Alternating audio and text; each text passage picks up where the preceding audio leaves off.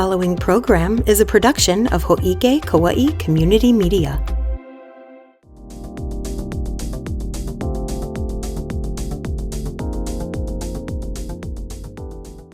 Aloha, everyone. This is Olivia, joining you right outside of the County Council chambers, right behind me.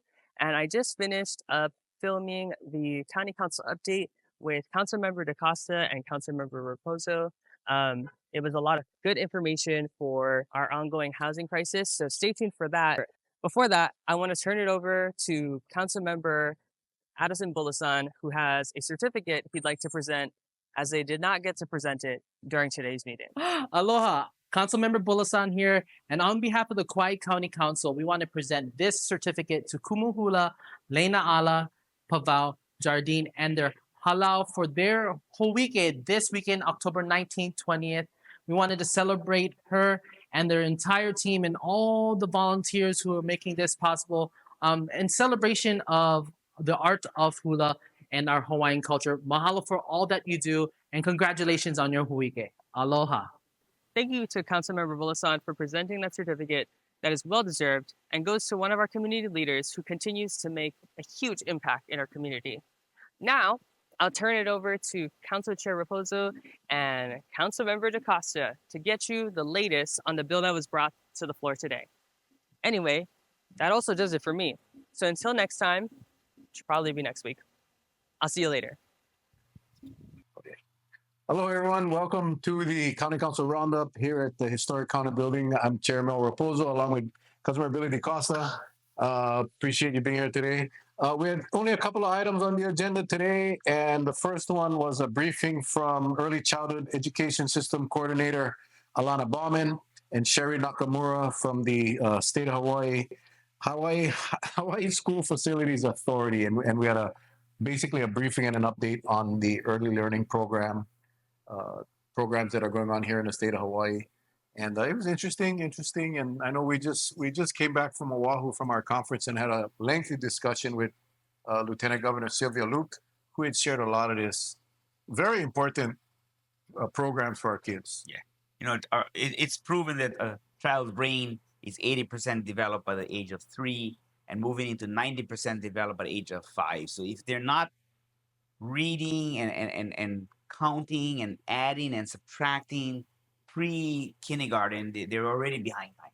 And there's also a statistic that says that by 3rd grade, if they're behind in reading, they probably will never read to grade level. Wow. So if we can intervene at this level, Chair, and Sylvia Luke, Lieutenant Governor Sylvia Luke and Green, they have an initiative to help pre-K, and it's a great thing, right? Well, I mean, yeah, there's always a shortage of early learning for our kids, and a lot of it is to do with cost. So I'm glad that the state is pursuing this, and with the leader Sylvia Luke she's really pushing this as one of her top priorities. So pretty exciting stuff. Yeah, we had her on our breakfast table. Yeah, we felt kind of fortunate, man. You, me, Bernard, Ross, and we sat there with her, and she picked our brain. I almost felt special, like when she was sitting on our table. Well, because you are special. No, I'm not special. You have been a school teacher for how long? 24 years. Yeah, so you know exactly how important this is for our keiki. So much mahalo to, again, KPAA, Kauai Planning and Action Alliance, and the state for the briefing. And then we had our committee hearing in the planning committee regarding a bill that you and I introduced regarding adding the opportunity to add guest houses on ag land. I mean, that's how it started. Really appreciate you taking the lead on that and starting the discussion again. This is something that we've discussed over 10 years ago about allowing our families on ag lands to be able to build a guest house for their family members. That we have this amazing exodus from the state by our kids because they can't afford to live here. And we keep talking about affordable housing opportunities and working with developers, but this is a way that we can get almost instant results, basically, with our families that are on agricultural properties that can now put up a guest house. And the way it works is for every allowable unit, residential unit that you have, depending on the size of your lot, If you're entitled one dwelling, then you can get one guest house. If you're on a larger agricultural lot and you can put up to 3 units, you can have 3 guest units. So it's going to really help. It's going to really help. You got 2 of your kids living on the mainland now. 2 of mine are living on the mainland, and the real reason is because they simply just can't afford to live there. Well, Chair, like you said, right, in 2014, Councilmember Kagawa and yourself had the discussion. You guys had this vision, and the council at the time, besides the 2 of you, did not support it. And the mayor at the time, the administration team didn't support it. Keep ag. Well, I want you guys to know an acre of land is 44,000 square feet. And if you were to maximize that land with fruit trees at 20 feet apart, mango trees, you could put 100 trees on an acre of land, 20 feet apart. Now, if you put your 2 houses to live along the mango trees, which is your 3-bedroom, 1,400 square foot house, and your guest house, 800 square feet, that only takes up 2,200 square feet, which is 5% of your ag land, which is 5 mango trees out of 100. So you still can keep ag. But the poor vision of the council 14 years ago did not push this through. Councilmember Cavalli and myself wanted to do it when I first got elected. We did have a different managing director. Now we have managing director Reiko Matsuyama, chief of staff Sarah Blaine, our mayor. We all sat down, Chair. Thank you for you pursuing this with the mayor. He agreed, planning agreed, and they said this is a good thing. And comment to Kipukai Kuali, who him and I met with water, and water told us that they cannot provide water in areas that is water shortage, Kaua'i, Wailua, Lauai. So we asked them, what about rain catchment? And you know what they told us on record?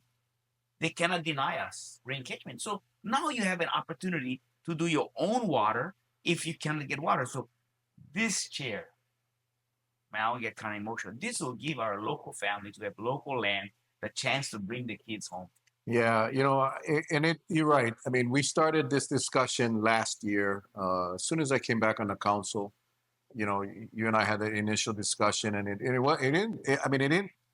wasn't accepted right away. I mean, there was a lot of opposition. I think a lot of fear that we're going to create all these gentlemen estates, and which is simply not true. The gentlemen estates already happened. I mean, it's out there. The rich are getting the benefit of our ag lands. They're not really farming, folks. They might plant some sod, have a couple of horses in the backyard. 800 acres and 20 cows. Yeah. What is that?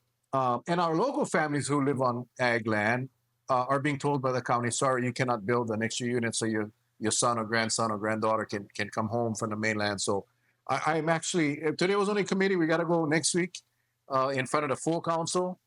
But this is going to be one of the bigger accomplishments I think I've ever seen or I've ever been a part of, because this will help a lot of local families now be able to keep their families at home. So I'm excited.